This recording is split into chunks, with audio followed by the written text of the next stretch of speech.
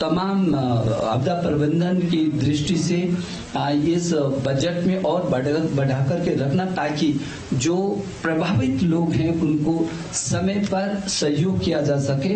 ये भी बड़ा निर्णय है इस बजट का। वो हर क्षेत्र में ये बजट आच्छादित हो रहा है लोगों के लिए, एक प्रगतिशील बजट और उनके विश्वास का बजट ये परिलक्षित हो रहा है। हल्द्वानी से खबर, प्रदेश सरकार पर बरसे विधायक सुमित हृदेश बजट सत्र की अवधि को कम बताया है और निशाना साधा है। सुमित हृदेश ने सरकार की मंशा पर सवाल उठाया है। बजट में हल्द्वानी के लिए कुछ भी नहीं है। बजट को लेकर सुमित हृदेश विधायक ने प्रदेश सरकार पर सवाल उठाए, उन पर निशाना साधा और कहा है कि बजट सत्र की जो अवधि थी वो बेहद कम थी। कांग्रेस पहले से ही बजट सत्र की अवधि को लेकर हमलावर थी, लेकिन फिर 5 दिन की जगह 4 दिन में बजट सत्र को समाप्त कर दिया गया, तो उसको लेकर कांग्रेस ने सरकार को कटघरे में खड़ा कर दिया। बजट में हल्द्वानी से विधायक सुमित हृदेश ने सरकार पर सवाल उठाया। लग रहा था कुर्सी क्योंकि डोल रही है, युवा कुर्सी हिला रहे हैं, तो माननीय मुख्यमंत्री जी हर दूसरी लाइन में मोदी जी मोदी जी मोदी जी। मुझे तो लगा कहीं गलती से अडानी जी का नाम ना ले लें बीच बीच में। लेकिन असलियत यह है कि सत्र को सही से ना चलने दिया जाए, इसके लगातार पीठ और सरकार के बीच में एक नियोजित तरीके से प्रयास करेगा। विपक्ष को कैसे उकसाएं, नेता प्रतिपक्ष को नहीं बोलने दिया जा रहा था, अन्य सदस्यों के प्रश्न अतारंकित कर दिए जा रहे थे। और विकास की जहां तक बात है, हल्द्वानी का ISBT कहाँ है, हमारा जू कहाँ है, हमारी रिंग रोड कहाँ है।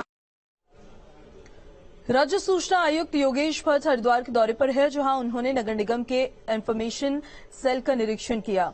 इस दौरान उन्होंने अधिकारियों को सूचना प्राप्त करने के लिए आए आवेदन पत्रों और सूचना उपलब्ध कराने की व्यवस्थाओं को दुरुस्त करने का निर्देश दिया। सरकारी कार्यालयों में सूचना के जो अनुरोध पत्र हैं उनका निस्तारण करने के लिए जो व्यवस्था बनाई जाती है उनका निरीक्षण था। तो बेसिकली हम ये देखना चाह रहे थे कि नगर निगम जहां पर की ज्यादा जो है जनता का आवागमन रहता है, सीधे जनता से जुड़ा हुआ एक विभाग है, तो वहां पर सूचना देने की क्या व्यवस्था बनी हुई है, किस तरीके से अनुरोध पत्र और उसके बाद फिर अपीलों का निस्तारण किया जाता है। सूचना अधिकारियों के लिए तो हमेशा से स्पष्ट निर्देश हैं कि कोई भी सूचना छिपाने के लिए नहीं है, और जो सूचना अधिकार अधिनियम है वो सिर्फ आम जनता के लिए ही नहीं है, उन अधिकारियों के लिए भी है जो इसके इम्प्लीमेंटेशन के जिम्मेदार हैं। तो इसलिए सूचना अधिकार अधिनियम को या सूचना के अनुरोध पत्रों को वो बोझ न समझें और उसको ये समझें कि वो सुशासन में और लोकतंत्र को मजबूत करने की दिशा में उनकी भी एक आहुति है। उत्तराखंड विधानसभा सत्र के बाद जसपुर लौटे कांग्रेस विधायक आदेश चौहान ने प्रेस कॉन्फ्रेंस कर सरकार पर आरोप लगाए। कहा कि गैरसैंण में बजट सत्र के दौरान कई समस्याओं और कई प्रश्नों को रखा गया था, लेकिन सरकार ने कोई संतुष्ट पूर्वक जवाब नहीं दिया। उन्होंने कहा कि सत्र में जसपुर विधानसभा क्षेत्र की कई समस्याओं को रखा, लेकिन कोई संतोषजनक जवाब नहीं आया।